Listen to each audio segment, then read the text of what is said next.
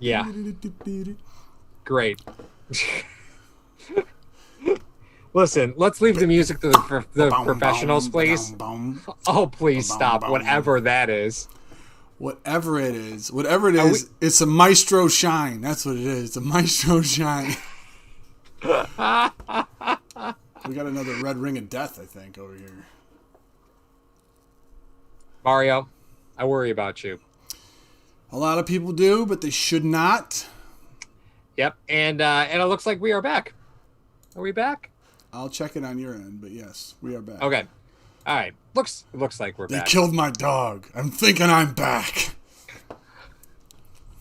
Yeah, and sadly, right?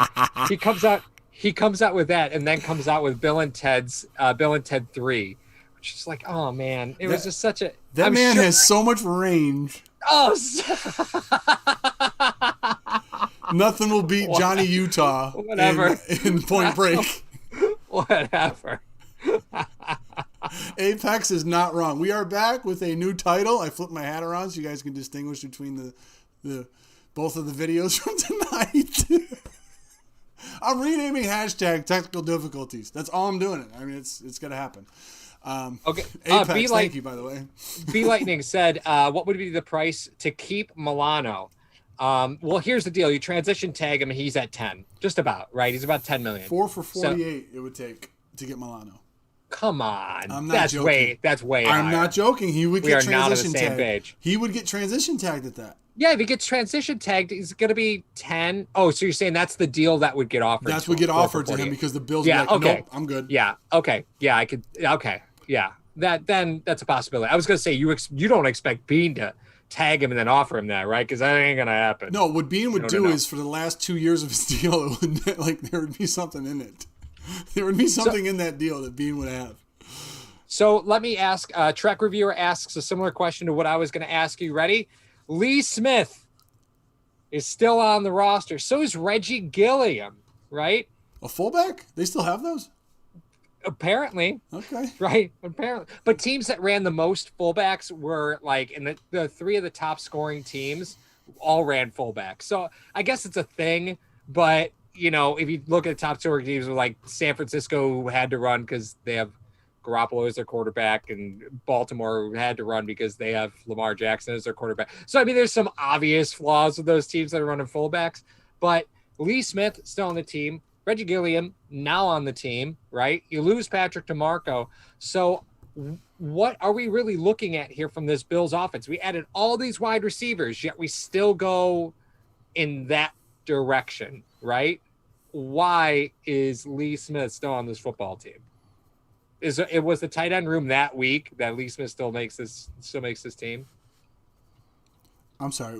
You were talking about the irrelevance of Lee Smith to this team. Why is he still on the team?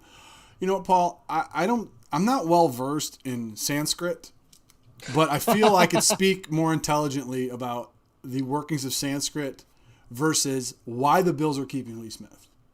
I don't understand it. I really don't understand why the Buffalo Bills.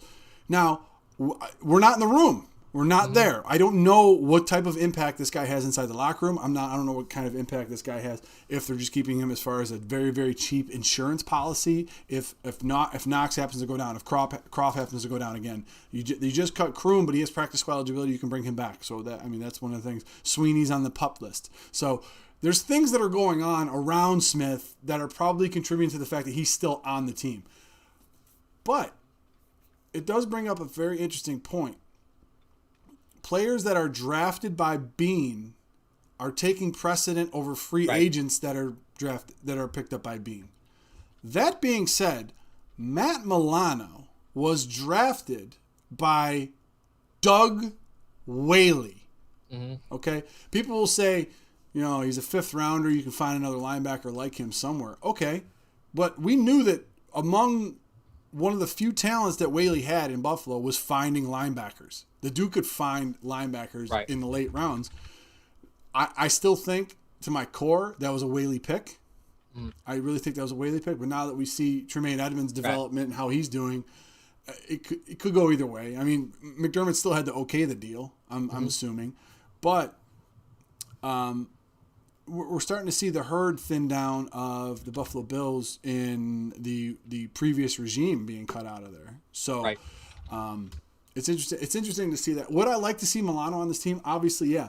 But this is where the business side of the NFL comes into play. Whereas, okay, they just can't afford him. They just can't. With the contracts that are coming up, Oliver, Edmonds, and Allen, and whoever else that they decide to pick up, or whoever free agents happen to hit the market, I do know that it does seem like Bean loves to promote from within, from the guys that they draft, and likes to reward those guys because we went there, we scouted them, we got these guys, they're in our system, they believe in the process, they trust the process, and then they're going to go forward and move forward that way versus a guy that's a free agent versus this. When, the well of Carolina is going to run dry very, very soon. So they might be going out to get free agents that we've never even heard about very, very soon. You know what I mean? Because usually we're tipped off about the Carolina connection and everything. But that all being said, the 2020 season, you got to sign Milano. I just don't see it happening. With the contracts that are coming, I just don't see him getting signed. But Mar, do you even worry about it at this point, right? So the team that's built for 2020, is this a team that you could see making it to round 2, conference championship? Like, is Absolutely. this the team that we've been waiting for? Okay, so then do you worry about Milano at this point, right? Like, at that you get what you can for him? Well, I mean, I think you just kind of stay the course. You look at it and say, can we change anything about this year? No. We've done enough to help next year right now. So we don't exactly know the financial landscape of 2020, and I think you're probably willing to take your chances in finding a veteran linebacker somewhere, right? Mm-hmm. Like, maybe that's why A.J. Klein was signed to a 3-year deal, because you're looking at it and saying, well, we could always go back to nickel. Well, like, that's what I'm doing. Maybe that's what we do. I'm looking at it right now. You have A.J. Klein and Matt Milano on the books for this year. Let's say you don't sign Milano, okay? Mm-hmm. So what you're doing with A.J. Klein in there, familiarity with McDermott, not with Frazier. Remember that. He's got familiarity with McDermott, not with Frazier. But, he's a guy that seems like he can buy into the system. So that for 2021 and 2022, you have A.J. Klein on the roster. That's 2 drafts you have to try to find another replacement for Milano if he does not sign. So this is the thing that Bean is known for, is getting himself insurance policies if he's not able to sign a guy here and there. So, right. I mean, he's been very, very, very, very good at covering his bases as far as that goes. And we've noticed that ever since he's been here, is that he gets himself a lot of insurance policies. Kind of like, Ray McLeod, but I'm not gonna go there. I'm not gonna go there. Oh, man. Ray is on an NFL team. He made a 53 man. So good for Ray. He made one. Oh, boy. He made one. Top Fragger comes in and says the D isn't the same without Milano. Look at 2018, the last few games of the year. Yes, you try to keep Milano, you must keep Edmonds. And, you start to play that game. This team is wanting to buy Madden for the first time. Don't buy Madden. Just put in Madden 12. It's the same game, just different names on the back. But if you think about it this way, and it's just a great point that I think what was it? Where's the rookie draft? Veteran or rookie linebacker next season in the draft. So Evan Anderson brings up a great point. If you bring in a rookie next year, linebacker, first round, Paul. Let's say you bring a first round outside linebacker. With the 32nd pick. Just gonna leave that in there. The Buffalo Bills are on the clock. No, they'll trade out of that pick because someone will be wanting to get a 5th-year option. Somebody, and Bean will get an extra second round next year. But the point is, let's say the Buffalo Bills, with the 32nd pick, they take a linebacker, an outside linebacker next year. Then you have a rookie linebacker surrounded by Addison, Edmonds, Oliver, White, Poyer, Hyde. I mean, like, does the guy really need to worry about making plays on his own on a team like this? So, and that's a great attribute that to Evan Anderson for bringing that up. If you bring a rookie in on this defense, they're going to be well versed and surrounded by guys that know what they're doing. And it's not like you're just trying to throw the guy out to the wolves. That's an excellent point. So that's why I don't really worry too much about Milano. Would I love him on this team? Yes. But the conflicting part of the business versus the on the field stuff is the thing that's Right. gonna be the ultimate determining factor of why Matt Milano does not make this team next year. Mm-hmm. Well, and I think we're kind of going down a little bit of a rabbit hole when we Yes. start talking about next year. Let's go ahead and keep talking about 2020 because Yeah, the yeah. level of excitement that I have for this team, when I talk and say that this might be the team, where I have to be for that is like I got to be there, right?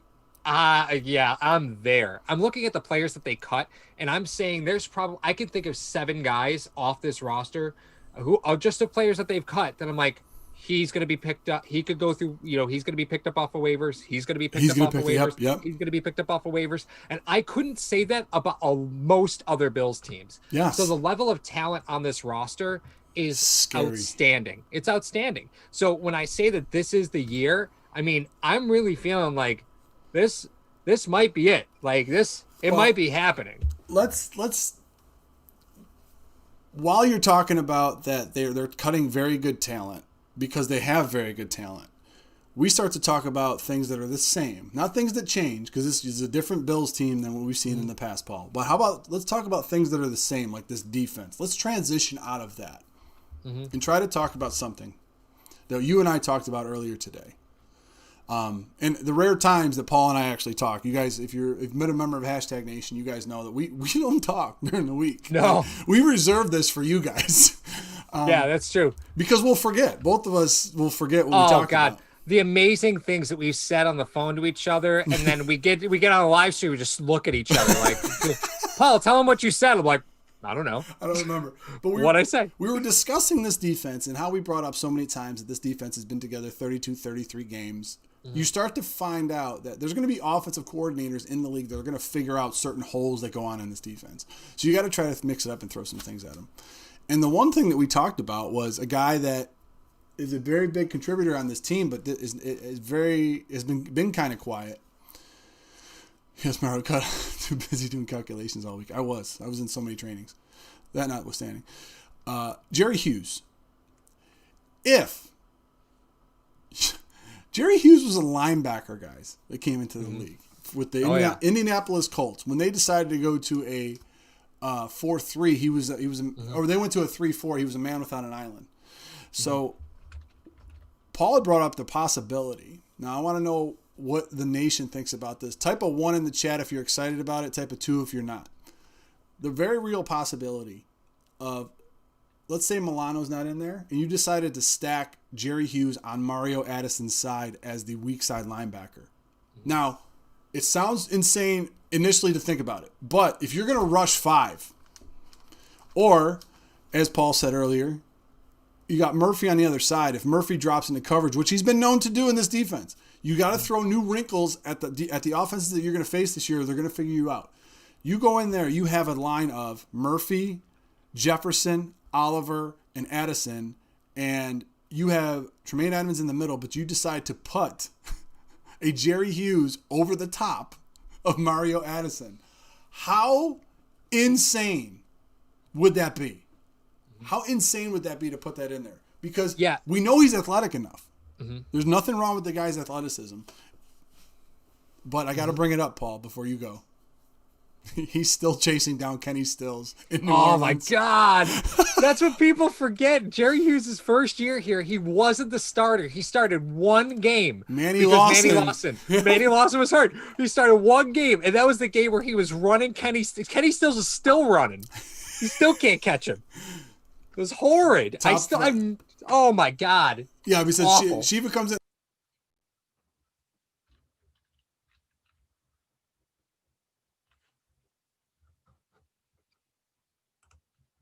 Mar, are you muted?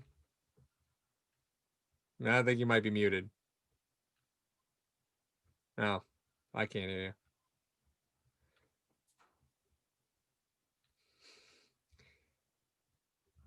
All right, so let me tell you a little bit about what is going on. If you guys can hear me, it looks like I'm still going. Okay, so what Mario is talking. Oh, see, I'm not the only one that. There we go. There we go. Were you Italian again, talking with those hands? I hit something. Yeah. So. All right. Well, see, guys, it's not just me. I didn't do that to Mario, but see, it's not just me. So Paul lives next to Walmart, and that's where he gets his Wi-Fi. Just want to let you guys know. Anyway, getting Hughes one-on-one, I think, is always the goal, right? You always want to get Jerry one-on-one, and that's why he always has a tendency to overrush the pocket because he's trying to maintain that one-on-one, Yes. right? But if you could put Addison on the edge and then Jerry stunts in, but from the linebacker position, because he's played linebacker before. He has, yes. So that's scary to me. Now, does it telegraph a little bit that you're in a pass rush situation? Sure, but was Lorenzo Alexander any more of a telegraph? No. No, he wasn't, right? He wasn't. So you could ask Jerry to do something that Lorenzo already did. And it's a different wrinkle because Jerry's a much better athlete than Lorenzo was. Yeah. Although Lorenzo had a great football, he processed information really well. Yes. Jerry doesn't process as quickly as Lorenzo, but from an athletic standpoint, I'll take the athlete in that role any day. I'll take Jerry in that role any day as the athlete that he is. Oh yeah, and it's no mistake about it. Like Paul and I are not at camp. We're not watching the practices. We're not doing this and that. Right. But if you were to say with this defense that they've assembled, you get Mario Addison on that side. You draft an AJ Epineza. You still have Trent Murphy. You have all of these interior defensive linemen that you guys rotate. Mm-hmm. You know, you think about the possibilities of what goes on in this defense, and true. I think Shiva said, he goes, he's a true defensive end now, and I understand that. But the athleticism of this guy, if he were to play Zoe's role on this defense, you have the ability to take a guy that's that athletic, that talented in Jerry Hughes and put him in Zoe's role where he could put his hand down in the dirt inside in the two gap. He's done that before. Yep. He's already done that before. You want to have him to stand up to cover somebody? Now I want to ask you guys. If you talk about covering a running back out of the backfield, who you want to do that? Zoe or Jerry Hughes? Mm-hmm. You know, you want to talk about a guy that already has a proven edge rush skills. He can do that. So, but the point being is that how talented is this defense? If we're just speculating here, if the Bills wanted to go in that direction to make Jerry Hughes the next Alexander, mm-hmm. how much more dangerous would this defense? You know, Paul, you always talked about, they need to get another linebacker. Well, they had Zoe last year. Zoe was better going forward. What if Jerry now takes over that role? Right. I would not be against that at all. Right. And when you look at what the existing linebacker group is right now on the roster, you look at it, you go, okay, well, you have Edmonds, you have Milano, and then you start kind of walking down where the rest of the linebackers are, and you're like, Terrell Dodson. Oh, yes. Okay. Dilshawn Phillips. All right. Tyler McCavich. Sure. AJ Klein. All right. But it starts getting a little hairy after that. And again, just as long as you have the ability to keep these guys in rotation, you don't have to stack Jerry like that often, but 5-6 times a game.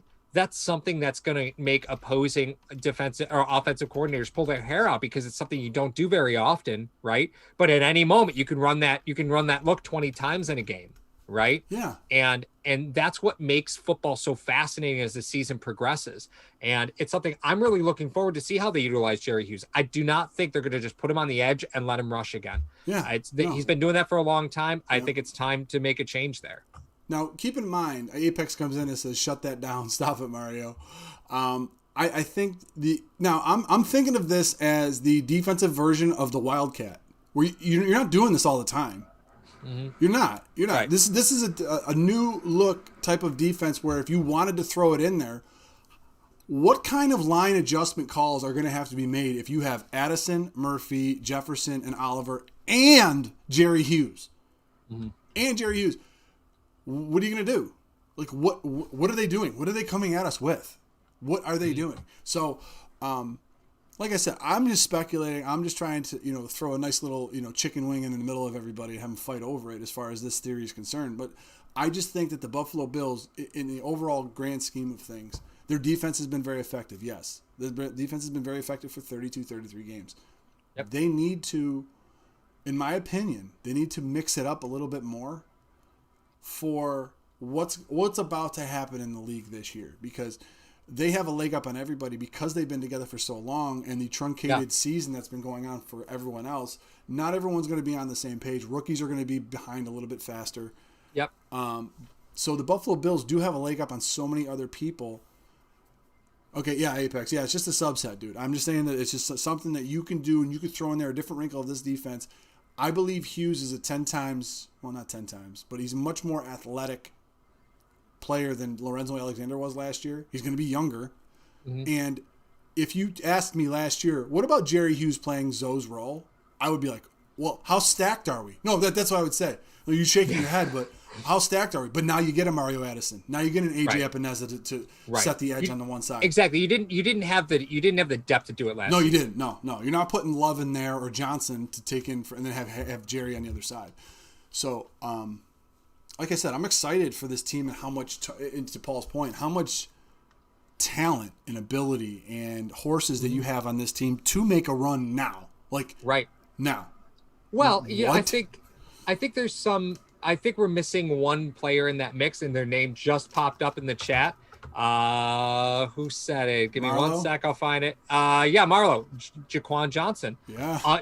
We talk about he is not a true free safety. He is a strong safety. That is he is a down in the box guy. That's where he wants to be. He wants to be down in the box. And, again, we don't know exactly what football is going to look like. Evan Anderson says it's going to be like a combination of the 2019 Dolphins and Alabama. We could be in for some really bad football right away. And that's okay, right? But I think the Bills are built to, because again, early in the season, we always talk about this. You often see teams run the football. Now, of course, we said that last year and the Bills threw the ball 15 consecutive times in their first 3 drives, but whatever, But often you run the football because that's what you can.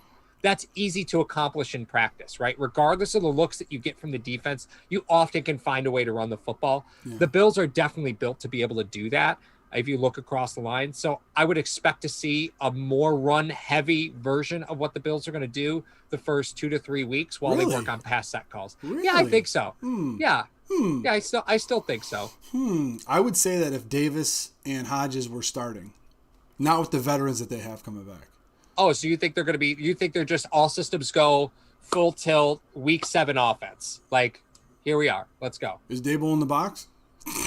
That's where the Chex Mix is. That's where, ladies and gentlemen, we have Chex Mix and Diet Coke up in the booth. That's where they hide the snacks. He's going to go wherever they hide the snacks. Come on, Mario. True story. He's going to be down in the box. Maestro. Maestro.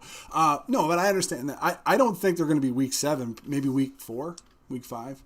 Okay. They're not going to hold anything back. This is the year they need to know about number 17. So they're not going to just totally like. That's a great point. Okay, here you go, sweetie. You can go out there. We're gonna run 45 times this game for you. Yeah, that's true. Now the other flip side of that is that if we keep saying, and we've been pounding the pavement about this is a knockoff of a New England offense, they're gonna go where the openings are. So if the team that they're playing is is known to have a weak run defense, they'll run the ball 45 times. You're getting 5 yards a clip. Keep running it. Who cares? We're talking about Greg Williams here. Aren't pass sets more dangerous with Greg Williams, regardless of the talent of the Jets? He's a different kind of cat. Greg Williams is a different guy. He was very successful, and the most successful team that he had, obviously, with the Saints when they went to the Super Bowl. Mm-hmm. They were very good. They were playing against Kurt Warner and Brett Favre and a lot of the very pass-happy teams out. I mean, especially back in the day, even back in the day. But he's just a different kind of cat. He'll just do things that are just like absurd that you don't even know. Right. Like try to take out OBJ, but that's not what I mean. But I digress. Point being is this: as far as the Buffalo Bills go in the 2020 season, and what we should be able to look forward to is, I don't think they're going to have kid gloves on Allen anymore. They've expected him to be a leader and step up, and it seems like throughout this offseason he has. You start to see some more touch on passes in practice, which, Paul, I don't put a big onus on things in practice. I don't care. You're throwing on air. Nobody's rushing you. I don't care. Right. You're supposed to make every single throw in practice. That's what you're supposed to do. You have no pads on, okay? You got nothing. So, not to diminish what he's looked like with some of his touch passes. They have looked a lot better than last year. Mm-hmm. but the proof's going to be in the pudding week 1 when they end up playing the Jets. So are they going to throw 15 times in a row? I don't think so. If the game plan is tailored toward, you don't have that maniac there anymore in the secondary to worry about. You really don't. So Adams isn't there. He was the X factor for me. He was the Mosley's not there either. Right. No, Mosley opted out. Right. So the two biggest guys that I was terrified of aren't even going to be playing, but they do have other horses. I think Williams is going to be controlling that line. That guy's a horse. If he could stop, bringing pistols in airports, he'd be all right. We all make life decisions. We do.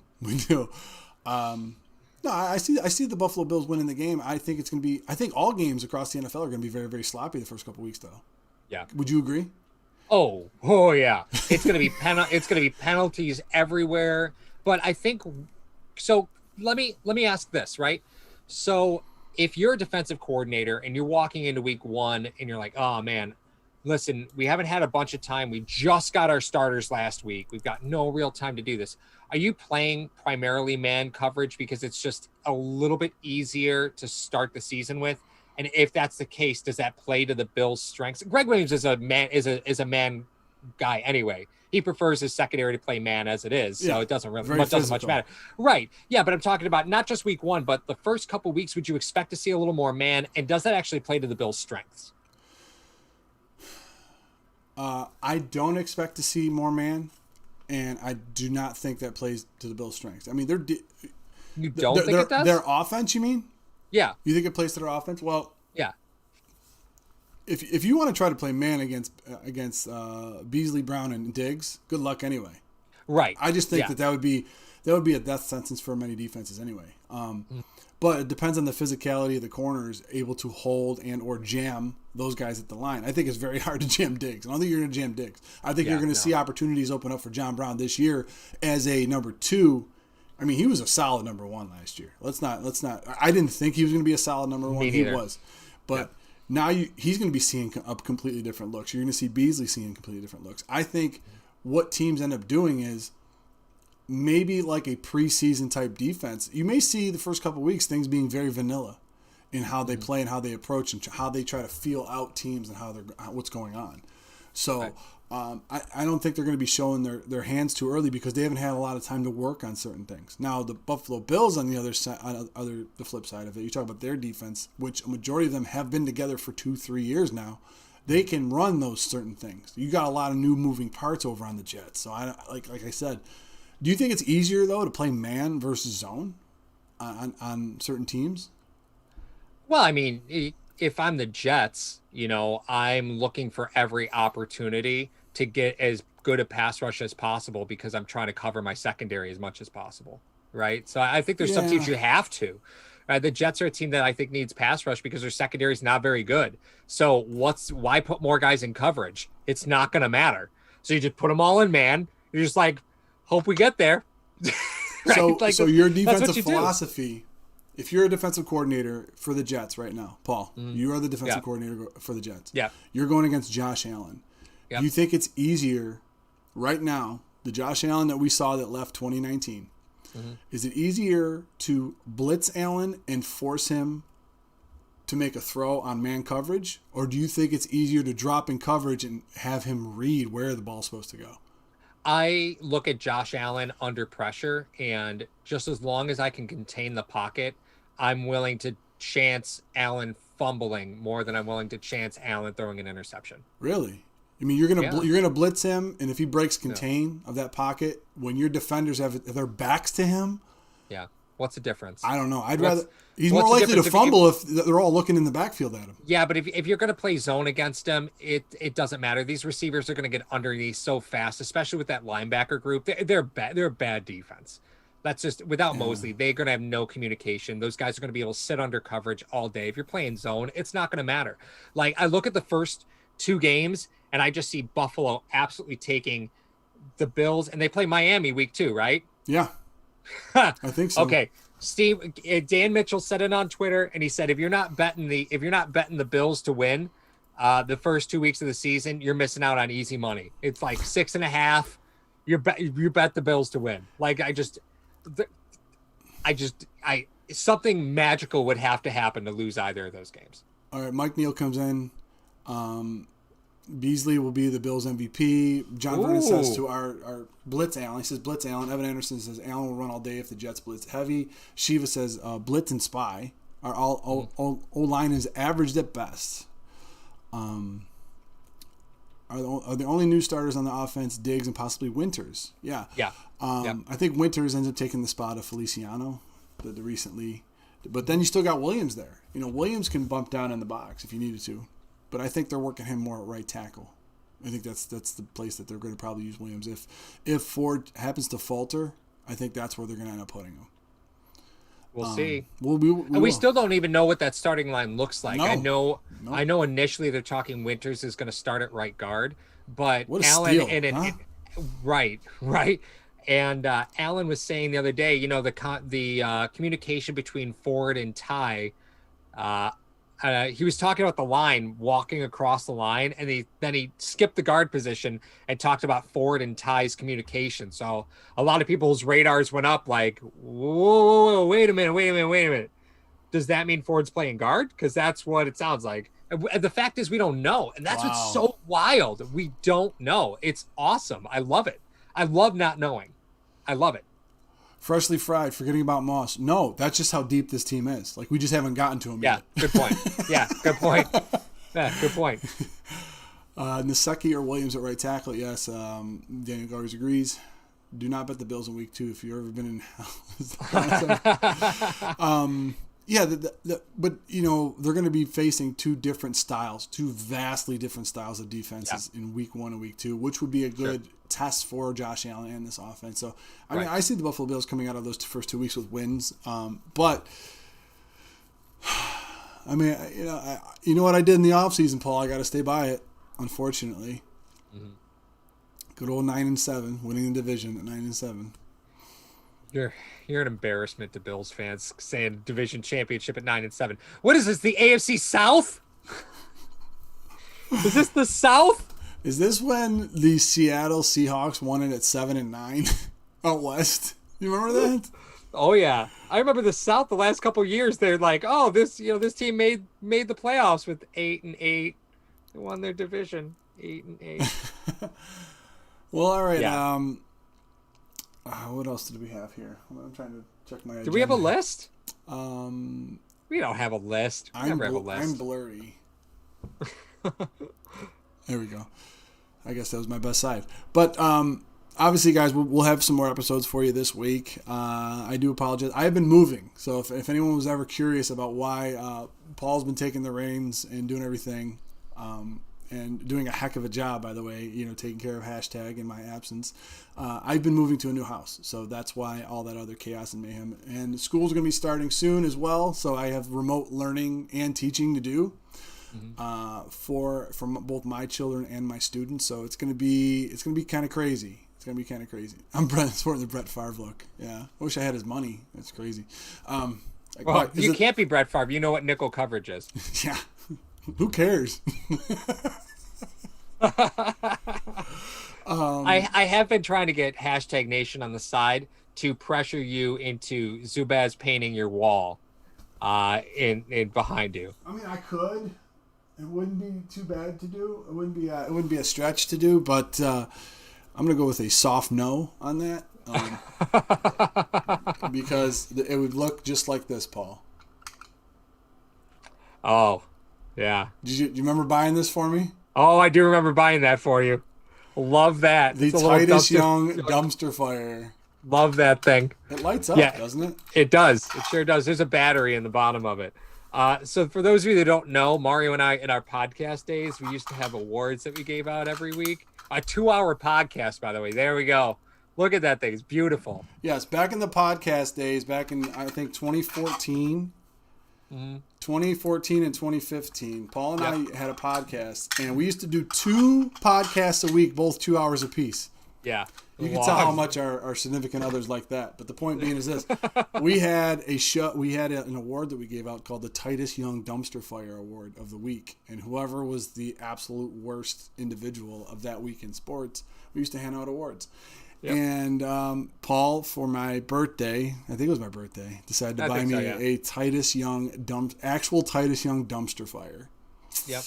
Had to do it. I want to see Paul and Mario fatheads. Nobody needs to see that. Oh, is that why I have a John Deere hat? No, during the move, I found a lot of things that were in storage that I didn't know I had. So this was one of them. I used to have a John Deere hat. I decided to wear it. All right, Truck Reviewer says that when John Feliciano comes back, I could see a situation where he is at left guard and Winter's at right guard and Ford is at right tackle.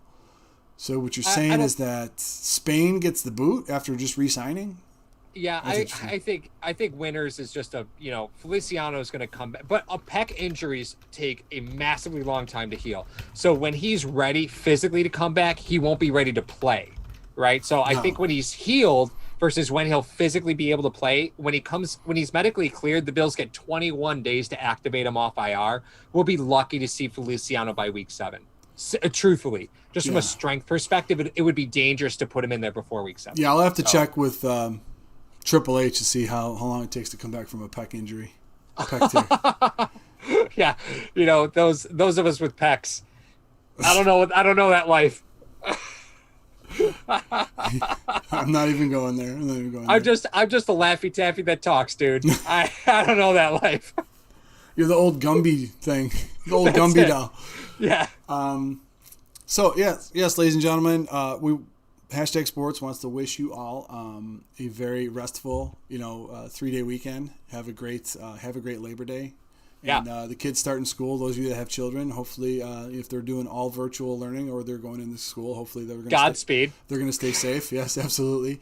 And we'll be back in a few days with you with a couple episodes, if not live, because certain things are moving really fast now. So if not live, we'll have some pre-recorded things for you guys. So we want to thank all the Hashtag Heroes who have been donating.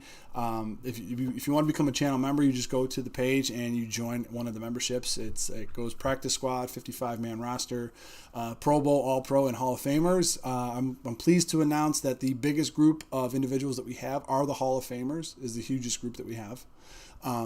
So thank you for that. Hashtag Heroes. All of your proceeds will be going to the Punt Foundation. We have a huge amount that has been just speaking of dumped, has been getting dumped into this huge pot for the Punt Foundation, and I'm so happy that we're doing that, Paul. I'm just so absolutely happy. So and if you guys did not email htagsports@gmail.com about getting in our fantasy league, so there's a fantasy football league. It's the hashtag Thunderdome. It's quarterback, 2 running backs, 2 receivers, a tight end, and 2 bench spots. That's it. 20-person league. You need to know nothing about fantasy football. It doesn't matter. It's that leagues are right. We also have a survivor pool if you want to get on that. All those are free. It's winner take all. We'll still give you like $100 if you win the league. Either fantasy in the fantasy league or survival. So again, email htagsports@gmail.com. I'll send you the invite to it if you want to be in. So get in because the season starts Thursday. So we want to get everybody in. It's kind of last minute, but let's do it. And I wanted to thank all the other individuals. Chris said it. Evan said it. Stefan. I mean, Apex. It was great seeing us back together. It's good to see this clown who hasn't shaved in 2 weeks. I'm so proud of you. I know. That's 2 weeks. Mine's 3 days. So that's great about it. Yeah. So it's great to see all of Hashtag Nation join again, guys. Like I said, we can't thank you enough, and we'll be back with you guys really soon. Make sure you go and join, subscribe.